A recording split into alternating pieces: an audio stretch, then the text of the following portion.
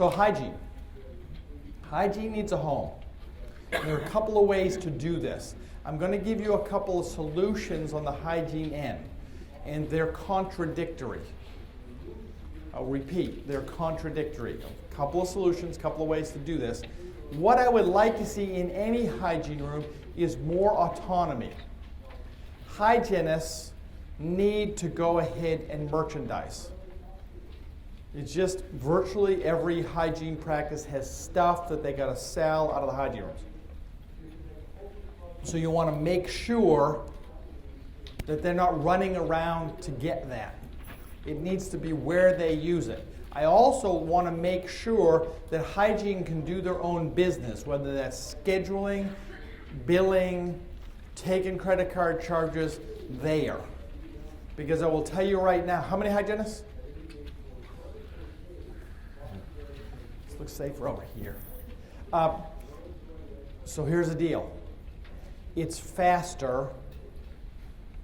There's no door back here. It's faster to go ahead and process your own billing in your own room than it is to hand it off. That doesn't seem reasonable, does it?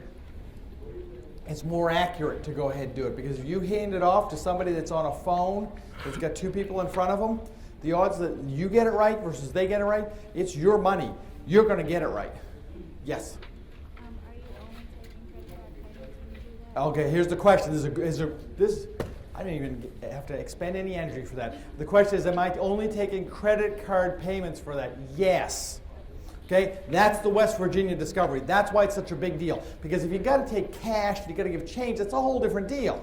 Okay, if they got that, if you got somebody that's like, I got like Confederate dollars that I've had in my wallet since whenever, they go into the front desk. Okay, we're going to change them for doubloons and they're going to be fine.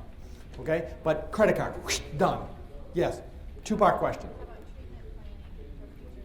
treatment planning for future things? Treatment planning for future things. Here's what we're going to do. So the question was, what if you got treatment planning for future things? What we're going to do, which may be different than what you're going to do, is we're going to spin you out of that room. Okay? You're going somewhere else because we're coming in.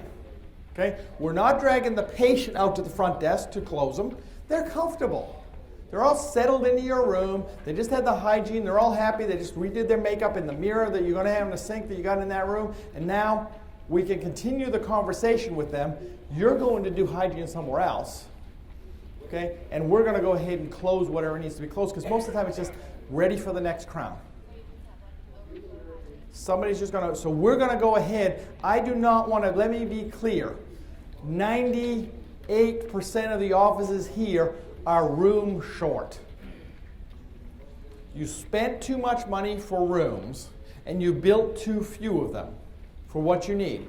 Yesterday when we tried to do this test, like people were trying to resist this, but virtually every, how many rooms you get, Bill? Yeah, how many opportunities you got? You got 2. Okay, how many could you, well, how many you need? 3. Okay, good, thank you. Okay, how many rooms you got? The oral surgeon, so I'm probably going to get screwed here. Okay, how many rooms you got? 2 surgery. 2 surgery. and 3 Okay, post-op, and so we got okay, 5. so how many you need? None, because we got 3 more. We got 5 total. and Okay, 3 left. okay. See, I told you that I was going to lose on that one. How many rooms you got? Oh, you're cosmetic, right? Yes, I don't know if I'm going to do. Okay, I may lose on that. So I'm cherry picking here. How many rooms in your office? How many? 4. Okay, how many you need? 5, 6. Okay. Everybody can perceive that they could use 1 or 2 more rooms. As there's somebody in here with 12, and if I could find them and I said, how many rooms you got? 12. How many you need? They go like 14. There's a pattern, okay?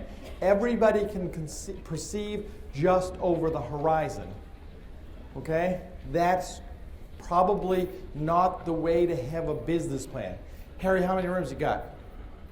Harry, how many rooms you got? 10, okay, how many you need? 12, yeah, it's amazing how this works, okay, it's just amazing, okay? So here's the deal. We always build short capacity. We make these rooms really expensive and we build too few of them, and then we can't do things like, I mean, how many checkout lanes at a Walmart? I mean, really, how many checkout lanes at a Walmart? Like 20. right? Now, how many of them are open all the time? None. Okay? One. What the? And you think, Walmart's got to be stupid, right? I mean, how did they do this? How stupid is that? How many are open at Christmas? Every single one of them. Halloween? It's money time. Okay? Easter? Okay? They got this worked out. Paychecks got cash, they're open. Okay? When you want to give them money, they'll open lanes. Can you see a parallel here? Okay? If a treatment room costs more like a checkout at a Walmart instead of like a chapel, okay, then how many are you going to have? More than you have. And if you have more, then what happens at money time? You can do more dentistry. It's amazing concept, okay? This you don't want to hear because this makes you have to think about having to change something you don't want to change. There's probably some place in your office that's useless. For me, unfortunately, it was my office. So me and my dog lost my office. First to a panoramic room, then we figured out how to move that, now it's a treatment room. Okay? And there's other spaces that have been lost over time. I didn't feel like building extra treatment rooms, and I certainly didn't feel like building an extra office. But I'm going to tell you, Starbucks built the Starbucks, right? And they didn't go like, I'll tell you what, let's never build another Starbucks. We're going to just keep the Starbucks thing a secret on one corner. Okay? And they didn't ever say, we'll never expand in this Starbucks. Okay? That's how dentists work. That's how we work, and that's kind of crazy. And so on the hygiene side, if I can go ahead and sweep this thing, I can get my bill. Boom, done. And if I can move to another room, I can have somebody come in here and go ahead and discuss treatment without having the patient bounce all over the place. You follow me on that? That's what that's all about. Yes. It works. That's how you do it, right? It just works. She's testifying. Thank you. Okay. Yeah. Okay. It just works. It's what you would want for you. See, we designed this stuff for what we felt like instead of what the patient felt like. They checked out and they're gone. Okay, they checked out and I don't want to stand in line. I mean, I don't want to know people. I had ugly teeth and now I had to pay to, I want people to think they're all like real. Okay, so boom. Sweep and go. So hygienists are going to merchandise, and so if they're going to merchandise, they need to be able to merchandise right then and there, whatever it is you're selling. Okay, now I would make sure that your hygiene rooms are therefore more inclusive. Everything's there. I don't want them running, and I want enough space to go ahead and mobilize technologies if we're going to do an air abrasion hygiene room. That's a 6-foot wide hallway that's one day mysteriously turned into a treatment room. I don't know how it happened. No idea. But 6 feet wide. So you don't need a lot. If you need extra capacity, you can find it. I'm not saying if you're going to purpose build rooms, you should do them this way. I did not say that. But I did say you are room short, and if you add capacity, here's what magically happens. More dentistry. It's weird that way. Okay? If you got, yesterday we were doing a kind of study. If you say, I'm a CEREC user, how much do I make? I have no idea. You say, I have a laser, how much do I make? No idea. You tell me I got 5 rooms, I kind of know how much you make. You tell me you got 10 rooms, I kind of know it's double.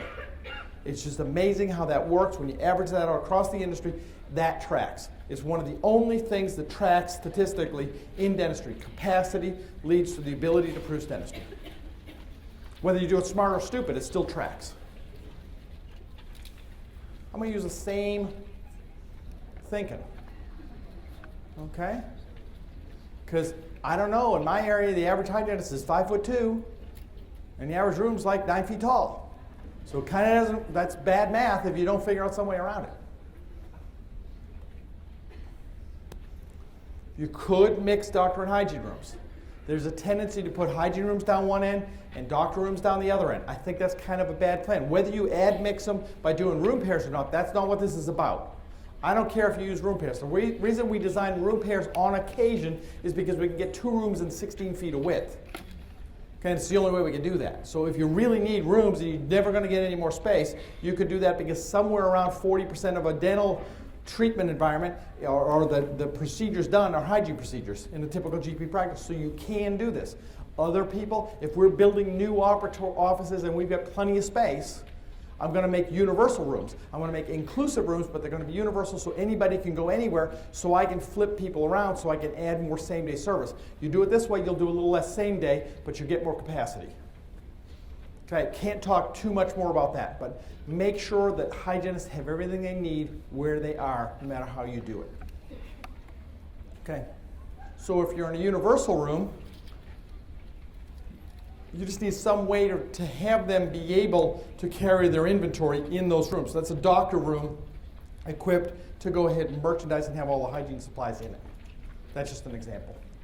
You have a way to do that. And that would have a pull down there that would go ahead and accommodate their other supplies. Again, so they can merchandise from that.